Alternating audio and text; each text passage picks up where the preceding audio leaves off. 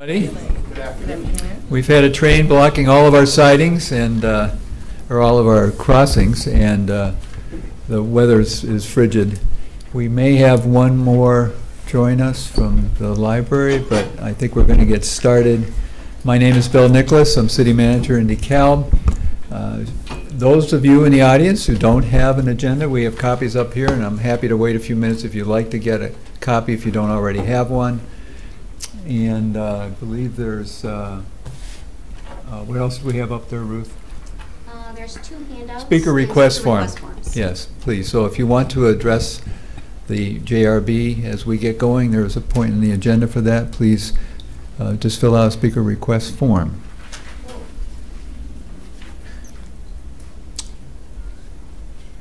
Take a minute. Okay.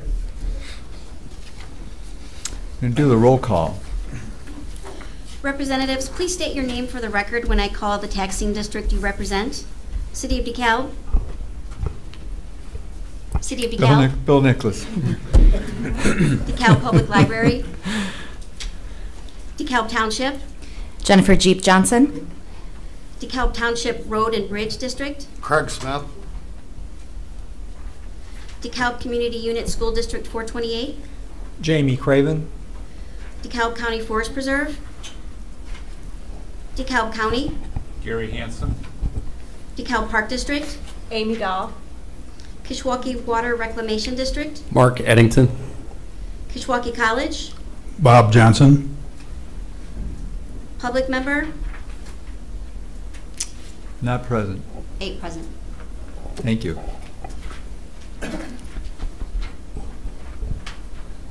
The next item on the agenda is a re-election of public member Tim Hayes, who was the public member in the late summer and early fall. He's not here? Where's Tim? Right here. Okay. So that will take board action. I am quickly getting off the stage here because we're going to elect a chairperson, and it's my opinion that it should be somebody other than the city of DeKalb. That's been my experience, and so we'll have some action on that. But the board is asked if you are agreeable to support Tim, who has served us already. And by the way, just for the record, the business of the board today is such that according to the TIF Act, this person who would represent the general public should reside in the district.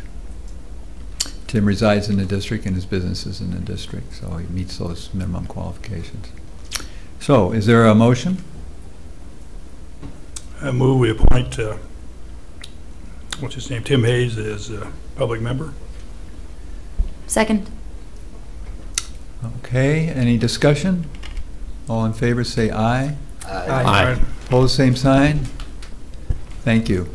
Tim, you can sit right there. Right here? Yes, sir. Okay. Thank you. And now we get to the election of a chairperson. I've stated my preference. And if nominated, I will not accept, and if elected, I will not serve. Do I have a motion? Motion to have Jamie Craven be the chairperson of the JRB. And I would second that. All right, there's been a motion and a second. Discussion. All in favor, say aye. Aye. Opposed? Thank you. Mr. Craven, it's all yours. All right, moving on to next item is public participation. Thank you. We have two. First, we will have Mark Charvat. Where do I go? Be up here, Mark. Podium.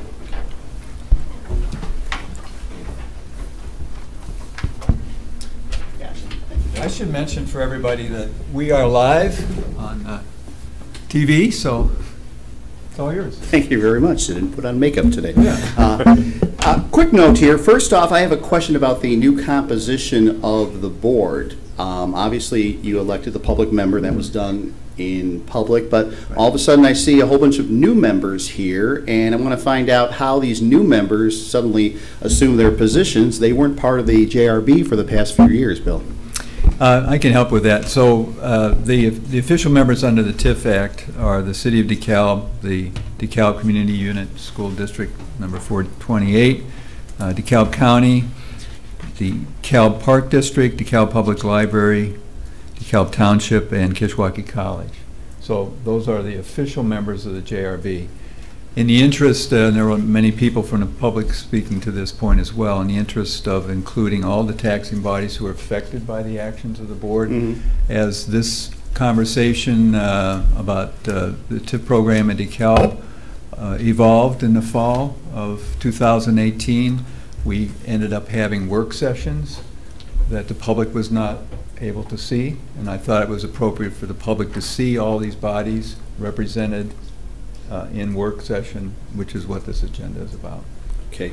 Now, I would assume it would have probably had to take some sort of action to bring about new, since they are voting members as well. I'm assuming all these members are voting, or is it just the original? It's at the discretion of each taxing body who represents.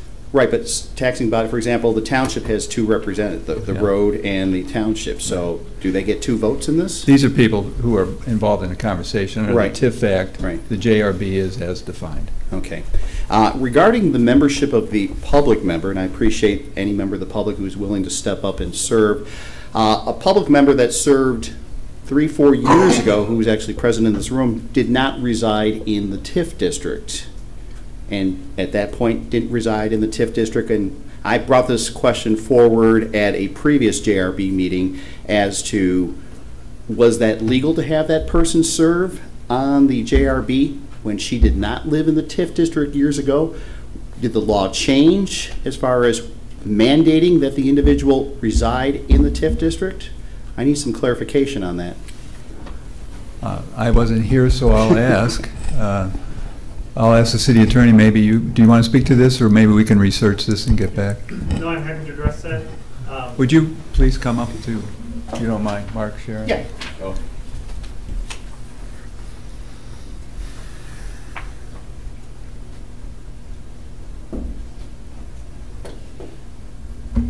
Under the TIF Act, there are different provisions applicable to different types of TIFs, depending on whether a housing study is required and what the results of that study are. But the TIF Act also goes on to indicate that if at a joint review board meeting, if no person satisfying these requirements is available, or if no qualified person will serve as a public member, then the joint review board is relieved of the paragraph selection requirements for the public member. So the JRB has the ability to go outside and select someone from outside the geographic confines if at their meeting there's not a public member available who meets all of the requirements. Appreciate that. Secondly, I'm thrilled that the JRB is going to be meeting in a more, I'm assuming, based on the conversations that the city has had, along with public discussion on a more frequent basis, so that the public can keep up to date with what is going on regarding these TIF expenditures. I was rather disappointed in the last go-around of the TIF that some of the members, until they received all the information regarding the misallocation of TIF funding, decided to abstain and wait for further information. So I appreciate those representatives who did that in the past. I would ask that the members ahead of TIF 3, before supporting TIF 3, actually make sure you have all the information down before you rubber stamp. I mean, there were some taxing bodies who did that, and unfortunately they did not have all the information, and I would hope in the future that we have all the information before we go ahead in rubber stamping TIF 3. Thank you very much. Thank you, Mark. We also have Bessie Chronopoulos, who wishes to address the JRB. Sure do. Hope everybody is staying warm. There we go. The world is made for tall people. There we go. Greetings, everyone. I'm so glad to see everybody here. I think I did send out a note, which I have gotten into the habit of doing over the last several months, trying to get things going on the JRB to try to improve that body so that you can work together and we will not be in the same position years from now as we were a couple of months ago. We're looking for improvements in how the various entities work together in order to benefit the community in its entirety. That has not been happening very well. Part of it is probably because the TIF regulations and acts are so vague. I was trying to read through, bringing up some of what Mr. Charvat had brought up. I had similar questions, and if you read through the TIF Act, it's about as vague as can be. It's not the easiest thing to try to understand, but really it's quite simple. You meet on a regular basis, you study what you need to study, you take that back to your entities, and your entities discuss, and they give you your marching orders as far as what it is that you have to do. And you continue this dialogue and communication, again, the primary focus being for the benefit of the entire community. I did have a question as well about, and I talked to Mr. Hayes here, about the citizen participant. What would help would be if there would be contact information for the citizen participant. At this point in time, if I would, as a citizen, want to send something out to members of the JRB and your respective entities, I can easily do that.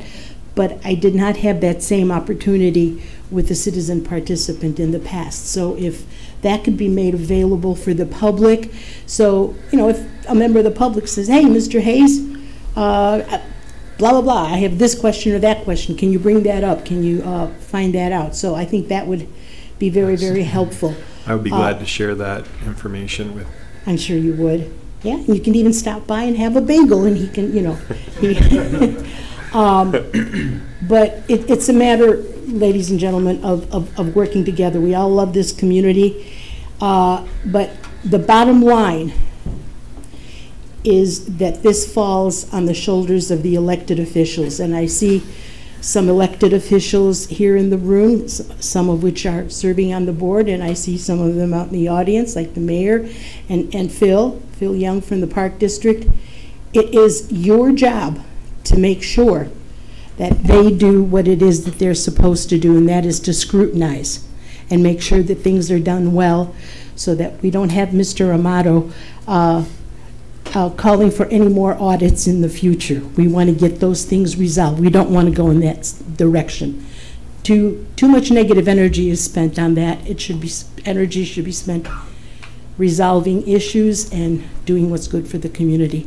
Thank you. Keep up the good work, and we got a lot of work to do, so get to work. Thank you, Bessie. Yep.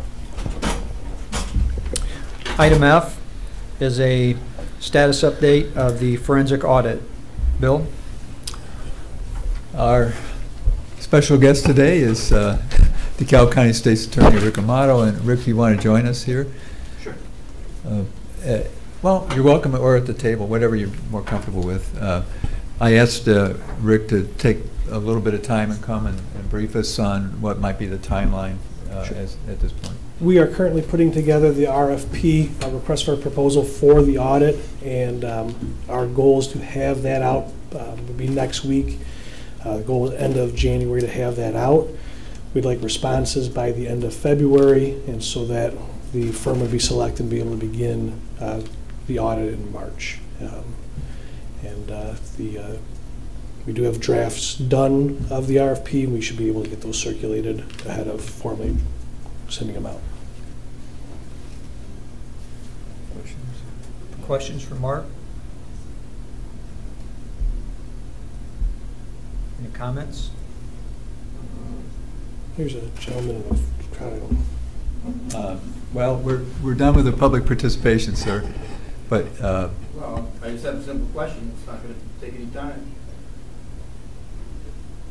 I'm sorry. Well, yeah.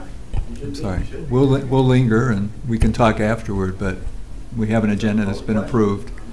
You were welcome to fill out a public request form. Thank you. Thank you. Thank you. Thank you for your time.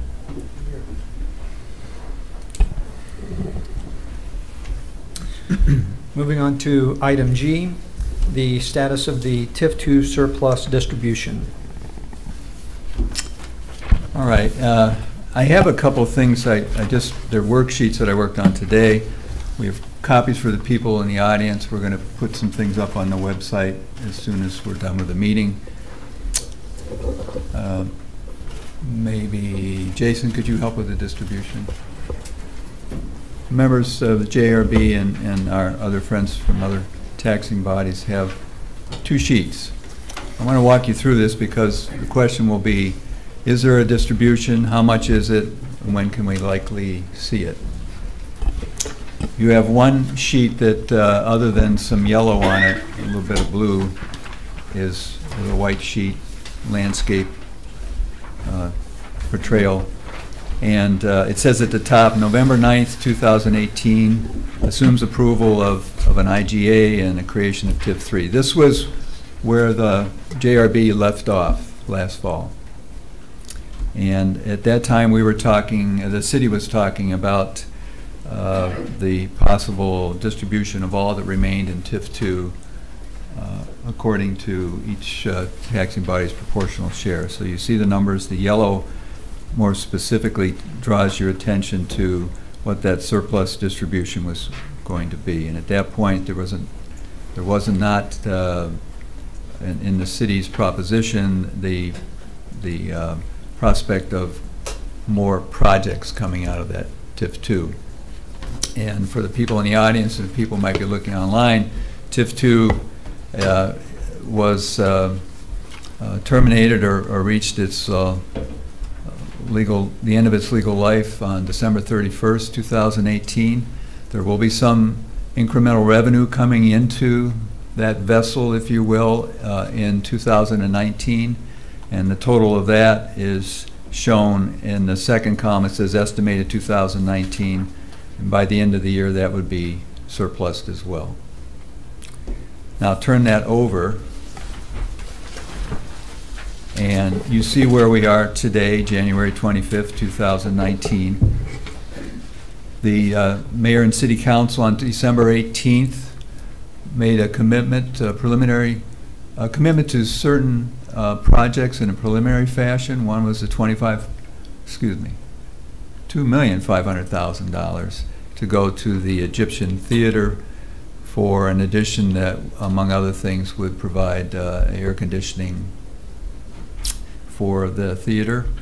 Another was a $150,000 grant, again a preliminary grant for Hometown, which is a restaurant in DeKalb. There's an expansion of that into an adjacent building.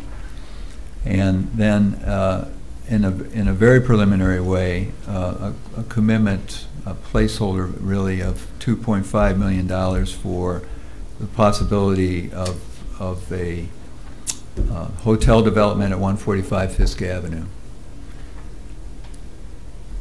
So TIF-2 is no longer. There will be some money coming into it in 2019. The numbers change because of the commitment to the projects, and you can see what the numbers are in yellow there. $5,658,295 for surplus distribution. Another almost $1.8 million that could be distributed at the end of 2019. And then I thought it would be useful to break this down so you could see how either of these might have played out, or how the distribution might have been in November, and how it could be as early as this coming week. At the top, that would be where we are today. Each of the participating taxing bodies has a line which shows, or a row which shows what that would be in the short term, and then an additional distribution by the end of FY19. You might want to take a few minutes and study that. Yes, please. Please. If we look at the November 9th balance, or the projection was to have a surplus in TIF-2 a little over $11 million. Mm-hmm. When we flip the sheet over, we see that those expenditures are coming out of TIF-1, not out of TIF-2. Right. And I see there's obviously a Yeah. transfer of funds from TIF 2 to TIF 1, but it looks like TIF 1 actually has enough money to pay for those things. Now, there's So- another, there's another, it's a good point.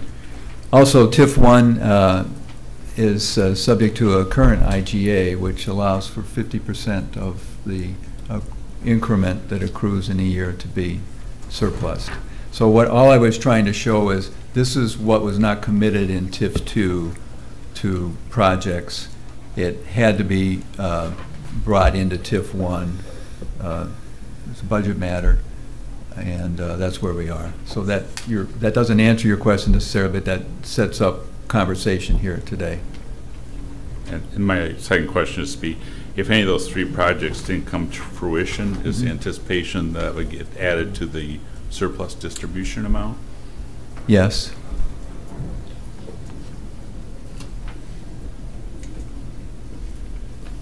Is that likely? I would say that the Egyptian project is very likely. I would say that the Hometown Grill project is very likely. It's still to be seen what will happen with the conceptual consideration of the 145 Fisk reconstruction and repurposing. That's something that's going to the Plan Commission and at the first meeting in February, just as I guess you would call it an updated concept. We wanted to get as much public participation in that as possible rather than wait till a lot of plans are done and in months from now and have the public have one shot at saying whether they like it or not. So we sent letters to all the adjacent property owners and those that are within the prescribed distance according to state law so that they would show up for just a hearing. I think that meeting will tell us a lot about whether the project has some possibility of proceeding or not. And of course, from the private side, there's a lot still ahead of working on a variety of engineering issues, the actual financing of the project and so forth that we're not privy to. Other questions? Did I answer your question? Yes, sir.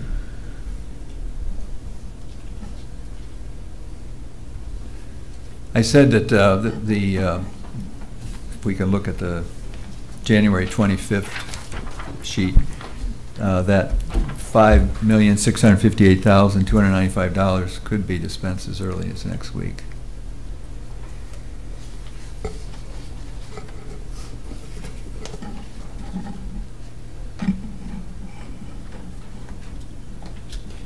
Does that need action by No. this group, or? No, I mean, it's incumbent upon the city based on a commitment to do that. Unless it's a pleasure of the JRB not to see that distribution, and we could have a discussion about it, Mr. Chairman.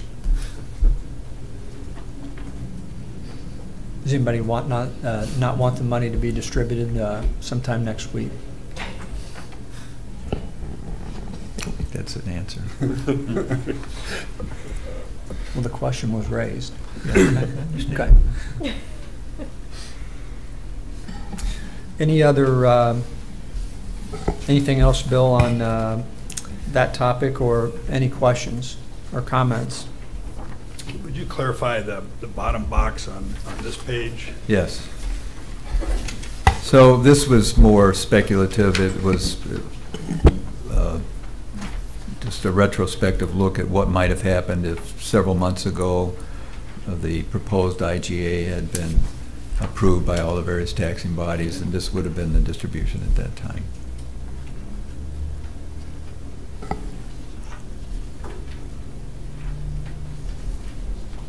And there are a couple typos I just noticed there. Forgive me for that.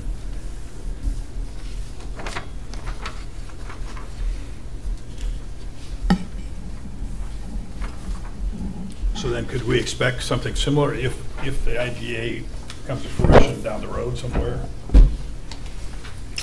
That will be something we're going to, now, ultimately, the city's budget, the JRB is a recommending body, and you can recommend. The city mayor and city council will decide, but we're embarked on a different approach. We're going to listen a lot harder to what you have to say and consider your recommendations very seriously. And so I won't rule that out. But, I know that the mayor is here in the audience, but can speak to the fact that the council also wants to proceed with projects, and there are projects on the list, and some of those are, as you have a chance to study this, are listed that we know of that have been before the council before, and also before my tenure began, and have had some public interest in. But Bill, to clarify, the box at the bottom, that was the proposed surplus distribution had the IGA that had been discussed, had that passed. Correct. But that's speculative. Now, that's now. Right. Because when looking at the back page of January 25th, the Egyptian hometown, Fisk Avenue, those monies have already been allocated. So again, this is not going to happen. It's not going to happen. Done. No. Right. Just by way of reference, so if you wanted to compare. Right. Then no. Okay. Other questions?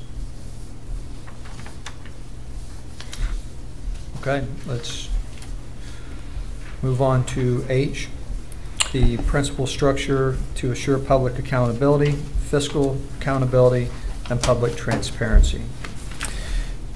So I'm going to do less of the talking here and invite the JRB to weigh in as you wish. At the top, I wanted to say one thing that was circulated was a copy of directive from me to our staff regarding a concern of the JRB last fall, a consistent concern, which was how do we account for TIF expenditures.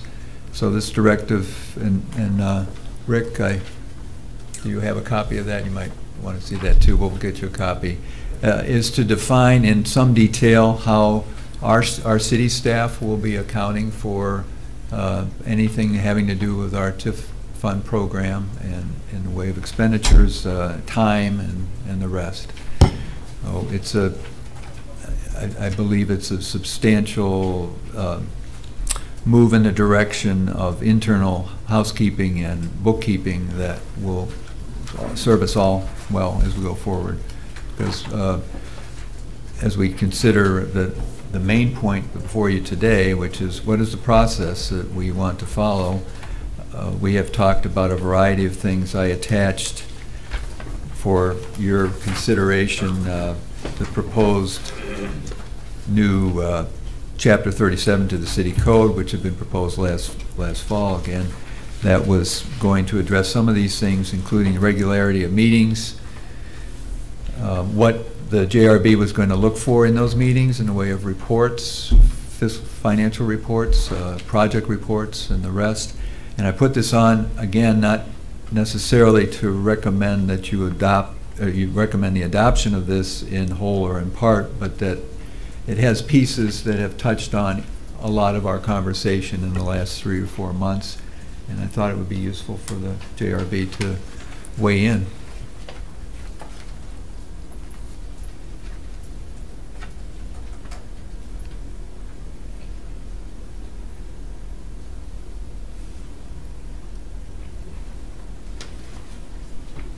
Comments?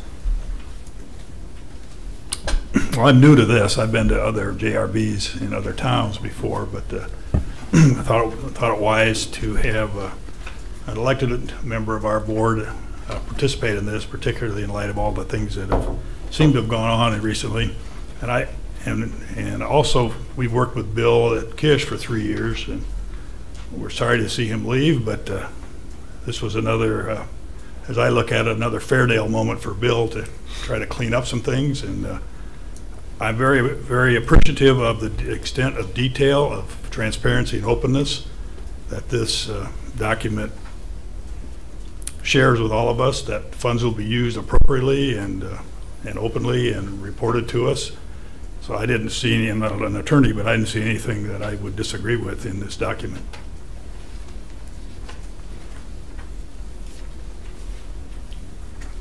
Amy, do you have anything? I think when we look at what the city has proposed in Chapter 37, it reflects a lot of the concerns that were brought up in the working groups and in discussions in the fall. And so I'm optimistic with what's in it. I would agree.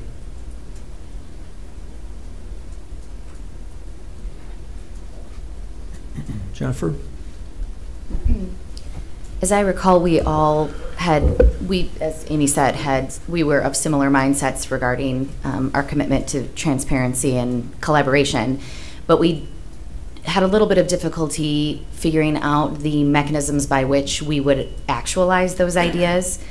The TIF Act doesn't contemplate the JRB exercising many of these powers, and in fact, it is pretty limited in the language it uses to expressly state when the JRB would be convened, under what circumstances. So I suppose my questions all are really along those lines, and making sure, I know the TIF Act does allow for the creation of what they call a Tax Increment Economic Development Advisory Committee, which would be under municipal control, and then it details the appointments, how long people serve, chairs and things like that, whereas if we utilize the JRB in this way, it's going to be a little like the Wild West because we don't have any in-place mechanisms for those things. So I think I think we need to hash out a lot of those details until we can proceed with how we would conduct our meetings and things. Amy? It's just a question for clarification. Are you suggesting that perhaps the JRB serves in that role of advising or that that a separate body would be created, that someone else that, I guess my concern is that this group wouldn't be, we're not economic development experts, right? At least in our role with our entities, and so my concern would be, I don't think we want the JRB to become economic development advisors to the municipality.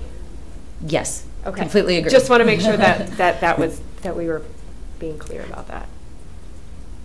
And I think in our working groups, we came to that consensus that that's not our role. And I didn't know that in the TIF Act there was this advisory committee that is spelled out. That's something we never touched on. Right. I suppose I was suggesting more that along the same lines that Amy was suggesting, that I don't think that we are necessarily the appropriate body to do those things. So there is an alternative mechanism for that laid out in the TIF Act if that's what the city is seeking. And I suppose I was suggesting more that because the language in the Chapter 37 suggests that there will be special meetings that can be called and might be called this many times, but also might be called that many times. And there's no specificity there. And again, that's just different than the TIF Act typically contemplates the JRB convening. And I just wanted to make sure that we are under the right authority to be doing those things. Bill? I have it on good authority from our city attorney that we are on legal ground to amend the city ordinance that would set up the framework that we've generally been talking here today. But the larger point which you raised is how much of a working body do we want to be? And so what was presented to you here for just to jog some thinking about all these practical questions was the proposition that had been discussed last fall, which is that we would have meetings on a quarterly basis. We'd try that. We might not need meetings on a quarterly basis if there wasn't a lot of activity on the project front, and that might not be necessary. Meetings could be canceled if there was no quorum and so forth. As you may have noticed, we're going to be discussing on Monday night the prospect of getting a little leaner in municipal government, and so I'm not looking for another body to support in the way of staff participation. So my idea here was that the Joint Review Board would be a little more active than it has been in the past, and it may be under, in most instances, that it meet more often than once a year, which is the expectation in the Act. And quarterly is where we all sort of were in the IGA discussion last fall. So that was one of the pieces of it. And then the other piece was, so we get together, that's the easy part, we get together 4 times a year. What are we going to talk about? Well, of course there's projects and so forth, and that's the development piece.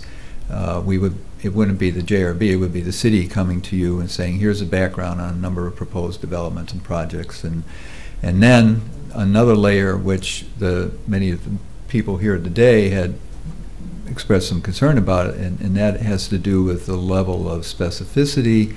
Would we have enough financial, enough metrics, enough forecasting, so you can make a sound recommendation about whether this project should get supported opposed to this project? And we can do all those things because we'll be in that position at the government to find that out. That's part of the planning process, to figure all that out too. Well, to make sure that we all know what we're signing up for, this isn't like a zoning and planning board where we're making recommendations to the city council, because I don't see that as being our role. Right. And I'm not saying that, but you certainly want to know. I could be very specific here, I guess it would help. You'll want to know if the money's coming out of the TIF fund, what's it going for? Yes. And the city staff would flesh up what that development is, and it's not for you to say we want that development or not, but you can say and recommend whether you want to see TIF money spent to support that project or not. And again, going back to the transparency piece that we've discussed ad nauseum.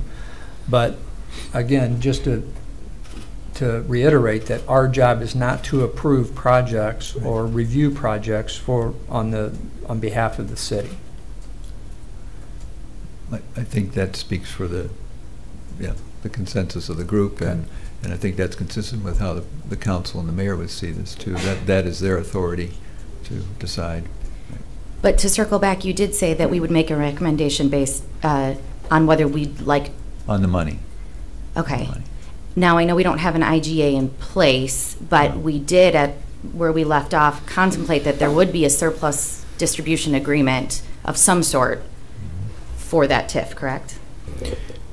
I think that's for the pleasure of the board here is important to note, and that was, some were saying that and some weren't last fall. I just wanted to bring that topic to a point and see where you stand today. The only reason I mention it is because it seems to me that we could be potentially setting up an area that's conflicted if we're saying, if we're in a position where not recommending usage of funds for a project means that we would get more money through a surplus, it would be hard pressed to vote in the interest of our independent agencies to give money away. But by the previous IGA, you're already in that position. But there is no IGA for TIF 3. For TIF 1, though, there is. Yeah. But TIF 1 wouldn't govern TIF 3. No. So we're talking here, there is no TIF 3 right now. That's going to be the last item. So you're talking about applying these things to TIF? Well, to any part of the TIF program, but right now we're talking, what we have for sure is a TIF 1, and that's where some of the money from TIF 2 is now residing. And until there is a TIF 3 or any other TIF, that's going to be the focus of this group. So I thought, as a practical matter, we'll talk about projects and things that in this next year that would reside in TIF 1. I may as well say that there are some reasons that we may want to discuss in the next meeting. We may want to discuss TIF 3 again within the context of a new framework for how we discuss matters and what our role is. So that was my focus today. What's going to be the role? What is your pleasure? What do you want to recommend to the council in that respect? And what would we like to codify in an IGA or some other Another way was to bind the city to a ordinance change, which would lay all that out. That's maybe the simplest, most expeditious way to do this. Well, it seems that this chapter 37 and the things that we talked about, and maybe some of what we're expressing now, is that the JRB, this group wants to hear the reports, wants to know how the TIF dollars are being spent, both on projects and on administrative costs, but not necessarily have a role that takes a vote on any projects about whether or not to spend, even if we look backwards to December, I don't think this group would have been in a position to want to say yes or no to $2.5 million for the Egyptian theater, but would want to be in a role to have a report delivered to them publicly that we would look at, that would say, this is what the project is, this is what the analysis is of the return on investment or why it's being spent, and this is what the anticipated expenses are for both the project and the administrative costs.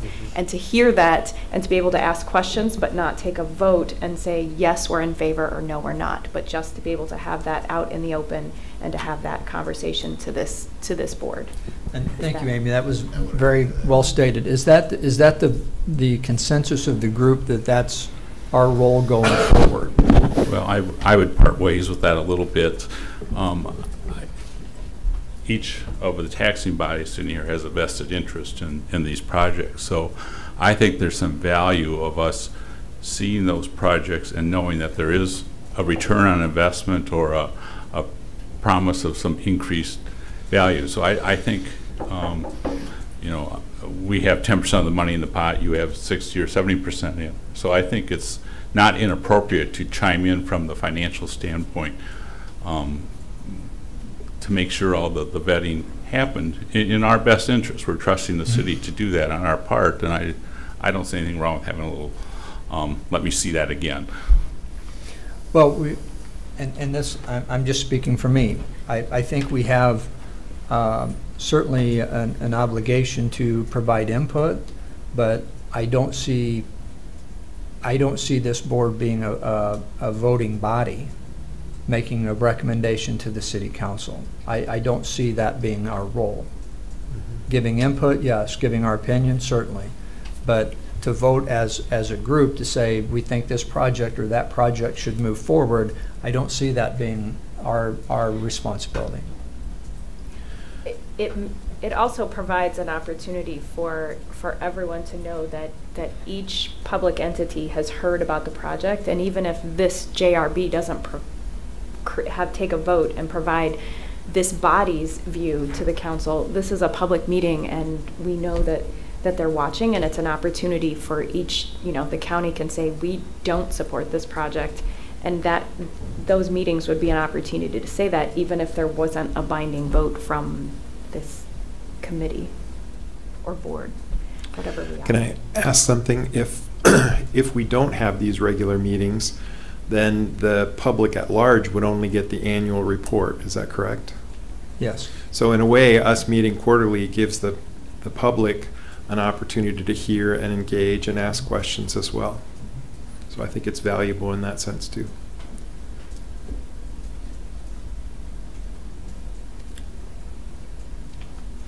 Other thoughts? I think I would agree to having a vote, to say whether or not we would spend the money or tell the city to spend the money is a large conflict on us as an individual taxing body. So I think that should be left completely up to the city in that part of it. Yeah. Yes, sir. Based on this back and forth, what I'm wondering is if it might be worthwhile to take another harder look at this, because this framework suggests that the city will commit through its ordinances to do certain things. We can recommend, you can recommend revisions, and when we meet again, we start with this. We maybe can polish this off and then take it to the council with a sense of the body. happy to do that. I'm happy to do that as soon as you are interested in that. Then the next piece could be if once the framework is established, we could get to any substance or substance dealing with whether it's TIF3 or whatever.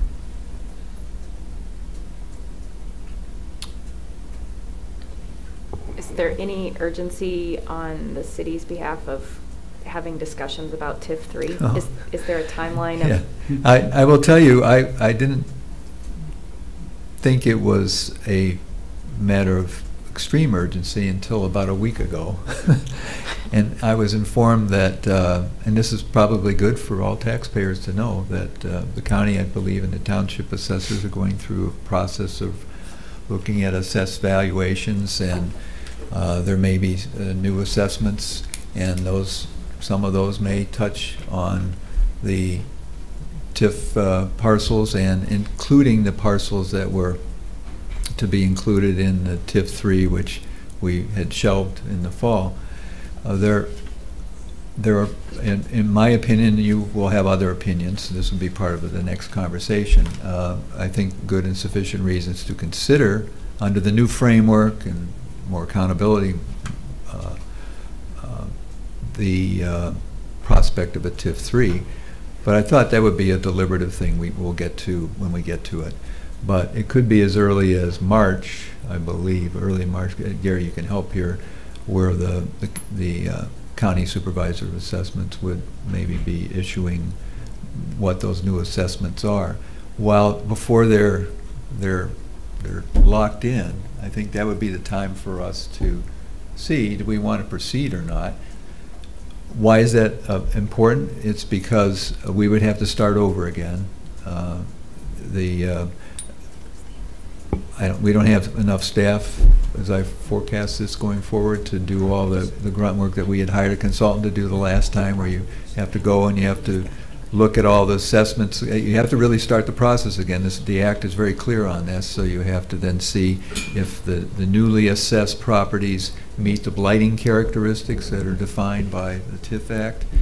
And so that's weeks and weeks and weeks, months probably of process, and expensive process. And in the interest of just getting back to a vote, it seemed to me that we would want to look at that sooner than later.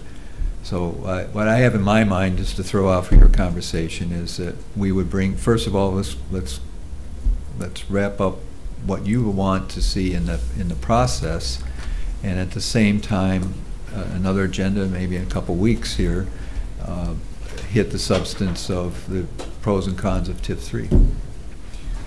Very openly, as a matter of fact. And in that next meeting, would we discuss the possibility, as Jennifer brought up, that there was, when we were looking at the IGA, or written into the IGA, there was an increment proposal. I believe it was after your A surplus agreement. Yeah. 3 or 4 years. I think that would all be a If piece TIF3 of that. were created. Yeah. if TIF. Yeah. But it sounds like we're going to have to move pretty quick, because the city council is going to have to entertain this before the 1st of March.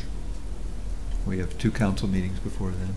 I'm just guessing it could be. I think it's right around the But that's 1st of probably March that fair. So we'd have one on the 11th and one on the 25th of February. So we'll probably have, if you're so inclined, I think we're going to have to meet Next week. probably. Next week. Well, we have to give 48 hours notice. Does anyone have a recommendation for we're kind of moving to the next item, but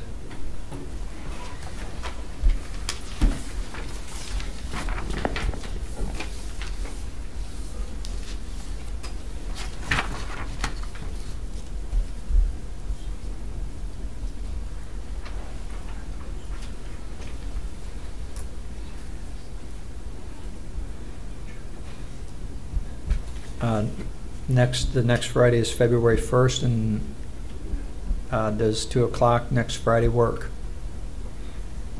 Amy? It does for me. Craig? Well, that was easy. That never happens. I can't. No, I can't. Are you I'll be here. available? I will be available. Okay. So are we saying that we're going to continue discussion on item H and then the possibility of TIF 3 at next week's meeting? Yes. Okay. That we will table any motion on H until we have a chance to discuss that in conjunction with the possibility of TIF 3 and possible agreements that could be proposed. Was that 2 p.m.? 2 p.m. Friday. Probably ought to have a motion to approve the meeting. Okay. Is there a motion to approve the meeting set for Friday, February 1st at 2 p.m.? Yes, Mr. Chair, I will make a motion to set the meeting for Friday, February 1st at 2 p.m. Second. Thank you. All in favor, aye? Aye. Opposed, same sign. Motion carries. Maybe related to that, but I guess I'd like some clarification on membership. We have the taxing bodies represented. Does that mean anybody from our taxing body can sit in this role, or is it just the people that are here today? Because we ran into this when we tried to have sub-work groups, and then are they a majority of a quorum or aren't they? And so there's, to me, we need some clarity who's sitting on this board, and or can we send proxies or what? Well, I think that would be a Dean or Rick question that, again, the taxing bodies decide who their representative is. If one of us couldn't be here and Dr. Borowitz decided to come and sit at the table at our next meeting, Dean, is that acceptable? The TIF Act doesn't control how each of the individual bodies select who they determine to have represent them at the meeting. So each body is free to conduct that in whatever fashion they deem appropriate. With respect to the composition of the board and who participates in the discussions, I would defer to City Manager Nicholas's comments earlier. If we're looking at a specific function of the Joint Review Board or a vote that the Joint Review Board is taking on a recommendation on one of their statutory responsibilities, it'd be my recommendation to look at the composition of the Joint Review Board as described in the TIF Act. And similarly, for purposes of determining a quorum of the members that are present for a meeting, I would look at the composition as described in the TIF Act. But there's nothing that precludes a public body from inviting other interested parties from joining them at the table and participating in the discussion.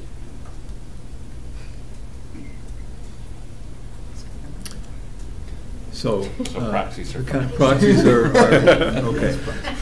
But that's a very good question, and we're creating something I would say is probably a little unique here, because most JRBs meet annually, and each respective taxing body sends a representative, and if we're going to meet on a quarterly or more frequent basis, then thank you. It's good to know that if one of us can't make it for whatever reason, we can send a proxy. I think you raised a point, though, that we might need legal to weigh in on a little bit more. Typically, there is no quorum concern of the JRB unless the JRB is being convened for one of the express purposes, but we're talking about doing that on a more frequent basis, almost as if we're a standing body, which isn't really the way it's talked about in the Act. So, for instance, the public member, will we be reappointing Mr. Hayes every time? Will it be a different public member every time? Will that person have to reside in the residential area every time? If quorum is only taken on the members named in the Act, does that mean that any business that we would conduct in the course of our other duties are now of potential OMA concern in between these meetings? We just might need to do a little homework on unintended impact that these things may have. That's why the city has an attorney. Bob? Might it be appropriate that each body would notify somehow Bill or the city who their representative is? So we have one proxy? So we know at a given meeting that I or whoever's sitting at the table is really representing that body. Yeah, the answer would be yes. That's a good idea. And other boards that I've sat on where we do need a proxy from time to time to make sure we have quorums, that's what we've done, that we have a named proxy and only that person can fill the spot. Mayor? May I act as a member of the public, or would you like me to act as the mayor? I can fill out a speaker request form. Well, that part of the meeting is passed, sir. Yeah. Okay, well then, deny the other speaker. Yes, we did, Mark. Are you speaking to this point? Yes. Speaking for the city. Jerry Smith, Mayor, City of DeKalb. I think you're probably speaking for the city, Mayor. I beg your pardon? Actually, Mayor Smith, we probably should ask you not to speak. Am I out of order? I'm going to say yes, given that we didn't let another member of the public speak. Okay, very good. Thank you. Can I ask another question here? Of course. And this might need, I don't know if it needs research or not, but if I understood the TIF-3 process, this body had the official JRB had 30 days to make a recommendation, and if they did not, it was automatically sent as a positive recommendation. We did not act. So I think the business of TIF-3 as it relates to a recommendation is already done, and I just want to get that clarified for the record or for our future meetings. You might want to speak to that. Next time, sit closer.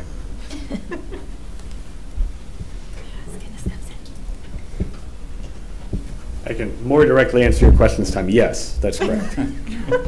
But linger for a minute. So you might explain to the public and to the JRB then Certainly. what the Explain why. process is from here. Under Section 5 of the TIF Act, the Joint Review Board is required to meet within a certain period of time, but the failure of the Joint Review Board to adopt a recommendation constitutes effectively the same thing as a positive recommendation.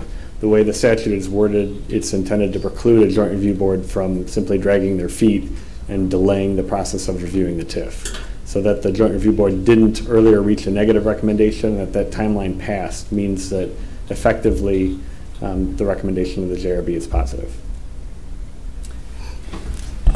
So in that context, then, it's simply a matter of the city council taking action then? That's correct. Okay. So my anxiety was misplaced. If I understood your comments earlier correctly, I believe your concern related to the expressed interest of the council in soliciting the feedback and commentary from the Board of Advisory. Well, that is a fact, but with respect to the assessment process, if the council were to act in the month of February, then that's a moot point. The council could take action independent of the JRB to create TIF-3 at this time, yes. Because the JRB's role on that point is no longer in play. Correct. Okay. Does everybody understand that then? Okay. But it doesn't, but that doesn't preclude us from asking the council to consider parts of the IGA that were never acted on. Correct? The IGA could be adopted at any point in time. Correct. Okay. Well, it seems like the urgency is on the part of the council then, and the city manager. So we'll take some steps to get that up on a public agenda. So to again clarify, we voted to have a meeting next Friday, February 1st at 2 p.m. to go back and revisit item H, the principles and structures, to assume, I apologize, my glasses are not working, to assure public accountability, fiscal accountability, and public transparency.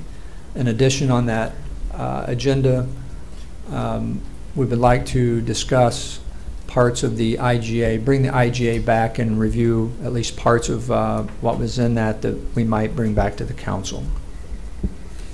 Were there any other items?